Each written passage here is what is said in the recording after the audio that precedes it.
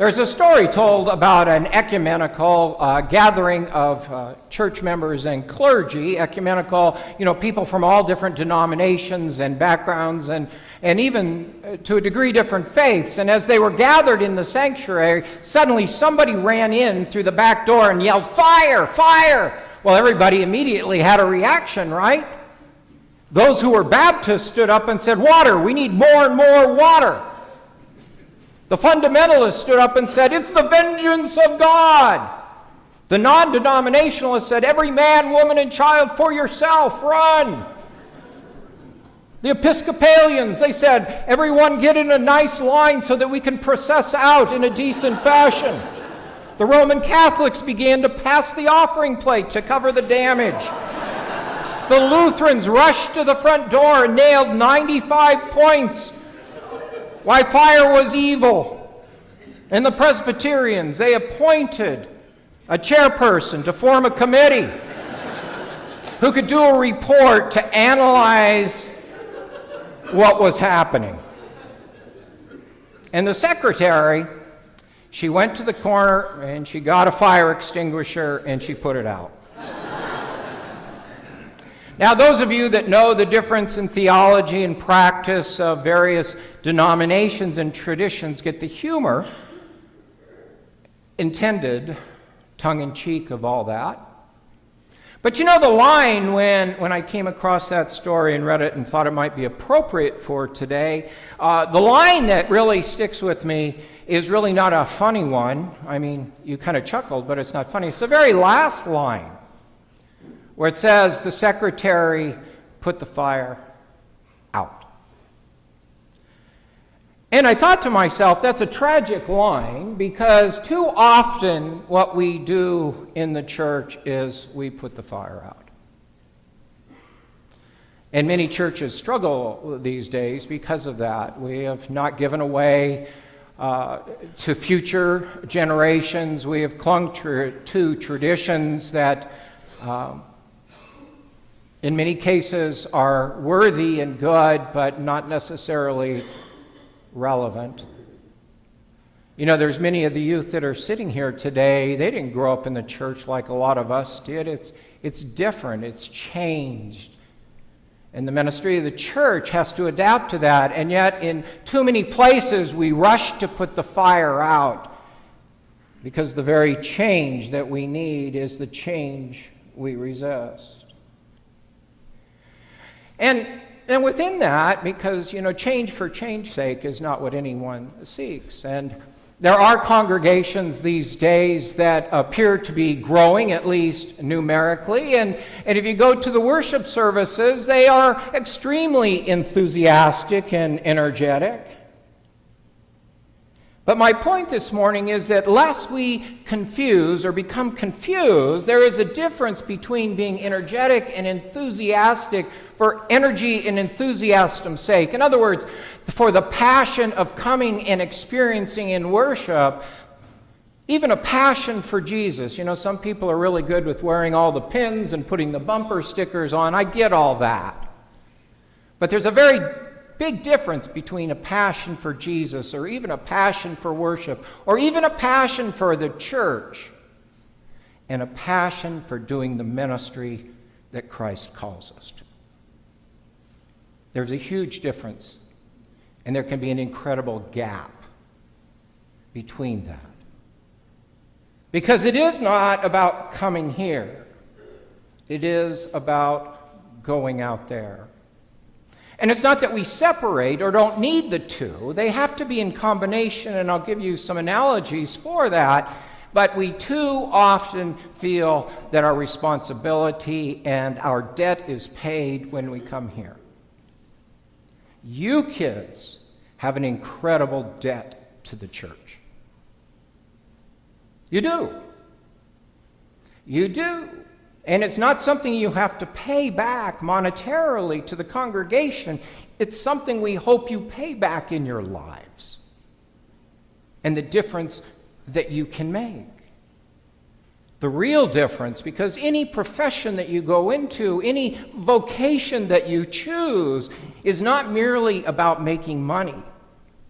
We all need sustenance, and we all like nice things, but it is about how do you contribute to society, because it's not just about you. It's not just about you, and there are too many people these days that think just that way. It's just about me, or it's just about us, or it's just about people that look like us. You can make a difference. We all have a debt. We all have something to pay back. And as I said, there are congregations that boom on the product that they sell, but I don't believe Jesus came to form a church or an institution. That is a byproduct. Jesus came with a message and a ministry. Jesus came to create a movement, a counter-cultural movement, not an institution. In fact, it was institutions that he most often butted his head against. Which is not to say institutions aren't needed. They stabilize us. They speak to us. It's not to say that the church isn't needed. It's just that many times we are irrelevant. We need to come to church not to pay the debt.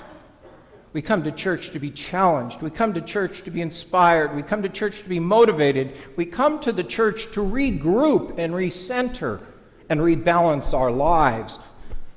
Why? So that we can go back out into the world and make that difference.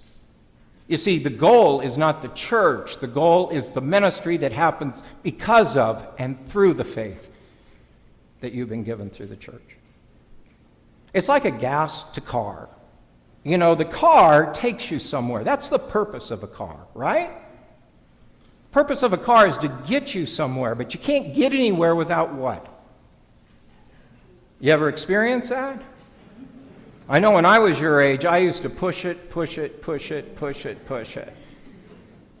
My parents finally said, you don't fill the tank up at a quarter tank, walk.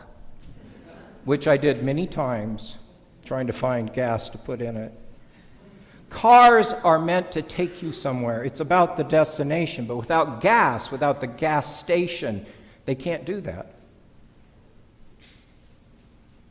So that's why we come to church, to get that spiritual strength, that fuel to empower us to go out.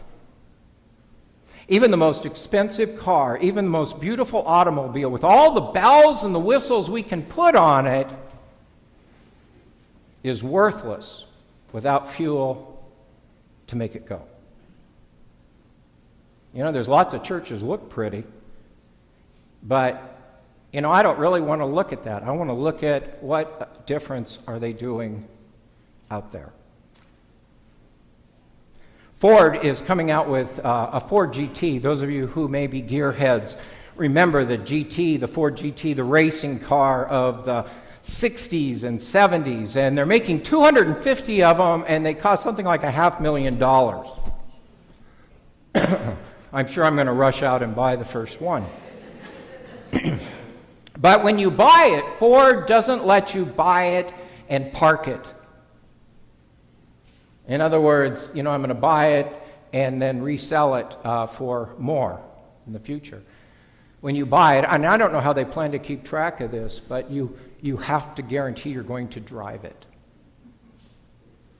You see, the value of the car, and we've done this with so many things in life, even the church, we put the value of the car in the car itself. Cars were not created to be valuable in and of themselves. Cars were created to be valuable because of what they do. We've done that with houses. You know, people buy houses, they sell houses. The first thing they try to do is, did I get a good deal and will I make money when I sell it? The value is in the house. But once upon a time, the value of the house was what it provided for the family so that the family could grow and be nurtured and have a good life. Do you see the difference in that? But that's not how we think these days. These days, we put the value in the thing rather than the outcome. The tool becomes our goal rather than the outcome of what the tool can make happen.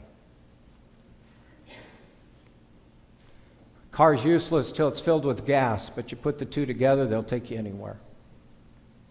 They'll take you anywhere, at any speed. Any of you gotten a speeding ticket? Huh? Have you, Brian? Have you? Tell the truth now. You're in church. I got a speeding ticket. Oh, I had a lot of speeding tickets when I was young. That was back when, well, cars are pretty fast now, but I was in college, and I went to college in the state of Washington, and I had a Dodge Demon.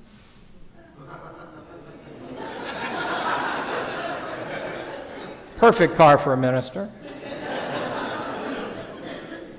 And as I got on Interstate 90, the person in front of me, you know, an on-ramp, you're supposed to accelerate into the interstate, right? Not slow down and stop. It's a pet peeve of mine.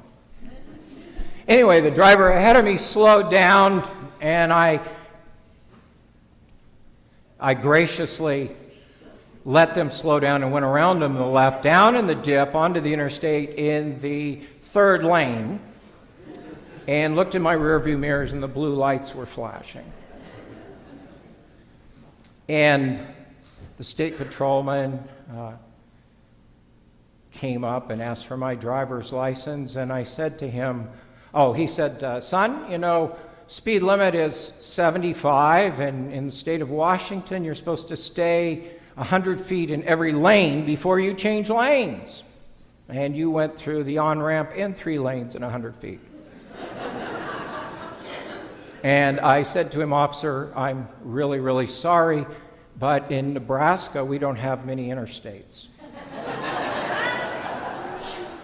And he said, that's probably true, gave me my license, and let me go. I don't recommend you try that. But when you're from Nebraska, that works. It just does. Oh, that's off the subject, but it is estimated that fire was discovered by people, by humans, 750,000 years ago. And people evolved to the point that 125,000 years ago, they learned how to control it, which is an important thing when you have fire. You can cook with it, you can warm with it, you can do a lot of things with fire. Fire gives you power. Fire changed the world. It changed the life of humanity as it evolved, and it changed what they could do and what they could make and produce. That's what God's Spirit wants to do, put a fire in us that helps us to change the world. Change the world. And the fire can be put out, and in many of us it has, or it's not very bright. That's why we're here, to hopefully rekindle it.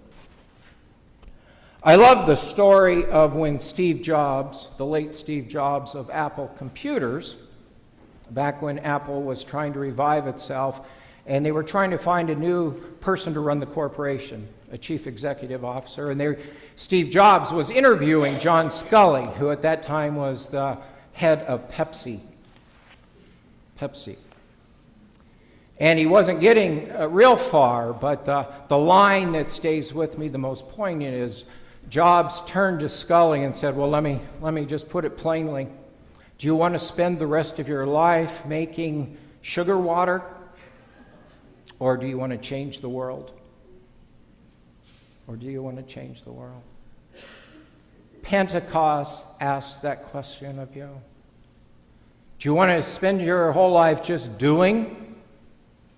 A lot of people do that, just doing. Or do you want to do something that matters? Do you want to do something that changes the world? That's the question we ask. That's why we come here. Where will our car of faith take us? Because God promises us the gas to get there. Pentecost says God's Holy Spirit will come, and now we will go. Or at least we're supposed to. As you go, what are you going to do? As you go, what will you do? Amen.